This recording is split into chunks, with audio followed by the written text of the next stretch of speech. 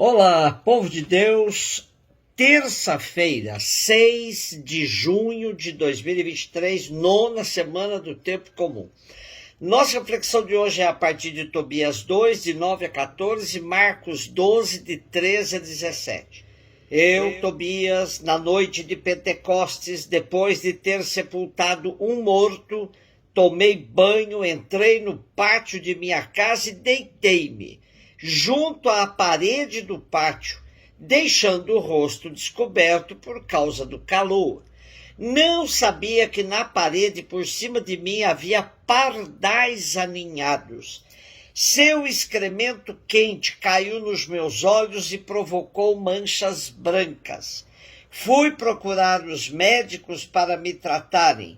Quanto mais remédios me aplicavam, mais meus olhos se obscureciam com as manchas, até que fiquei completamente cego. Durante 4 anos estive privado da vista. Todos os meus irmãos se afligiram por minha causa. Aicar cuidou do meu sustento durante 2 anos, até que partiu para Elimaida. Naquela ocasião, Ana, minha mulher, dedicou-se a trabalhos femininos tecendo lã. Entregava o produto aos patrões e estes lhe pagavam o salário. No 7º dia do mês de Distros, ela separou a peça de tecido que estava pronta e mandou-a aos patrões. Estes pagaram-lhe todo o salário e ainda lhe deram um cabrito para a mesa. Quando entrou em minha casa, o cabrito começou a balir. Chamei minha mulher e perguntei-lhe: de onde vem este cabrito? Não teria sido roubado? Devolve-o a seus donos, pois não temos o direito de comer coisa alguma roubada. E ela respondeu-me: é um presente que me foi dado além do salário. Mas não acreditei nela e insisti que devolvesse aos patrões, ficando bastante contrariado por causa disso. Ela então replicou: onde estão as tuas esmolas? Onde estão as tuas obras de justiça? Vê-se bem em ti o que elas são. Continuamos a ler o livro de Tobias e temos hoje a dura provação pela qual passou Tobit, ficando cego e, de uma certa forma, desestruturando até mesmo sua vida familiar. O banho que Tobit toma faz parte de um ritual necessário à purificação a todo aquele que tem contato com um cadáver. Depois de ficar cego, Tobit tinha direitos de ficar na porta da cidade para pedir esmolas. Porém, o que vemos é sua mulher trabalhando para poupar-lhe dessa humilhação. Como nos diz o cardeal Martini, claramente Ana enfrenta com coragem e sacrifício a situação da cegueira de seu marido. Mas um dia, como sinal de satisfação com seu trabalho, seus patrões apresenteiam com um cabrito. Ao ouvir o balido do cabrito, seu marido desconfia, acha que o animal foi roubado, não acredita na versão da mulher e lhe pede que o devolva. Chega a sentir vergonha pelo procedimento da esposa. Diante disso, Ana se enraivece e joga-lhe na cara suas obrigações não cumpridas. É significativo que surja o conflito entre essas duas pessoas boas, que se amam, que amam a Deus, que suportam sem reclamar aprovação e, todavia, sofrem interiormente. E deixam de sofrer dignamente, pois provavelmente Tobit está convencido de que é o único justo, o único a ser provado, enquanto a mulher, a seu ver, não está à altura, pois não a julga com justiça e considera-a capaz de uma ação desonesta. Ressalte-lhe que o grave erro, suspeitar da mulher, é fruto exatamente de sua honestidade. Ana, por sua vez, percebendo que não é compreendida, destila a amargura que há muito tempo traz no coração e acusa o marido, culpando-o injustamente, afirmando que Deus está castigando a ambos por causa dele. Na verdade, os dois são culpados. Eles haviam estado juntos até aquele momento, ajudando-se mutuamente, mas carregavam ressentimentos que, diante da provação, emergem por causa do nervosismo, do cansaço, de uma palavra dita no momento errado. Ressentimentos recíprocos e ressentimentos com relação a Deus. Deus nos está castigando, esqueceu-se de nós por causa de uma falta minha ou tua.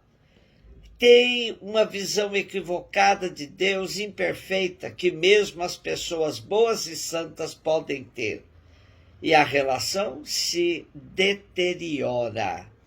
O livro de Tobias nos ajuda a perceber o quanto uma visão equivocada sobre Deus pode prejudicar o relacionamento humano. Marcos 12, 13 a 17.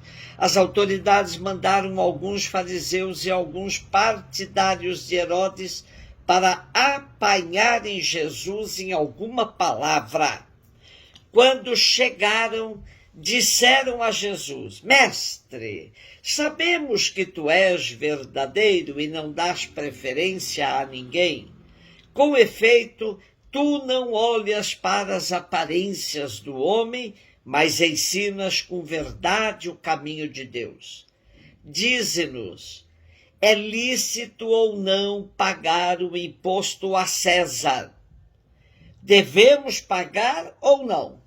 Jesus percebeu a hipocrisia deles e respondeu: Por que me tentais? Trazei-me uma moeda para que eu a veja. Eles levaram a moeda e Jesus perguntou: De quem é a figura e a inscrição que está nessa moeda? E eles responderam: É de César. Então Jesus disse: Dai, pois, a César o que é de César, e a Deus o que é de Deus. E eles ficaram admirados com Jesus. Uma vez mais vemos Jesus enfrentando as ciladas que as autoridades religiosas de seu tempo lhe impõem. Seguimos hoje a reflexão de Shekel, que nos diz: a pergunta é uma armadilha para desacreditar Jesus como colaboracionista ou denunciá-lo como revoltoso. Mas a armadilha está camuflada, recoberta de adulações hipócritas. Os fariseus aceitavam resignados o império e os tributos como castigo divino que somente acabaria com a intervenção do Messias. Os partidários de Herodes aceitavam o status quo. Fariseus e herodianos não costumavam concordar-se entre si, só se unem contra um inimigo comum. O partidarismo se condena e cega no julgamento. O tributo a César significava, no campo econômico, a submissão à política do imperador. A imagem de César na moeda cunhada multiplicava sua presença e circulava na vida econômica cotidiana do país. Além disso, a moeda ostentava símbolos do culto imperial. A efígie de Tibério trazia uma inscrição que o identificava como filho de Deus. A imagem de Deus era determinantemente proibida, e a imagem de reis judeus tradicionais nunca foi usada numa moeda. A única imagem de Deus é o ser humano. No diálogo de hoje, os fariseus e herodianos disseram a Jesus pagar, e Jesus responde com um devolver. Dai a César o que é de César. Quando Jesus diz dai a César o que é de César e a Deus o que é de Deus, fica clara a separação que Jesus faz. César é um e Deus é outro. Fica claro que é um apelo de Jesus a servir a Deus, ainda que temporariamente se tenha que cumprir suas obrigações com os poderes do mundo. Um beijo no seu coração.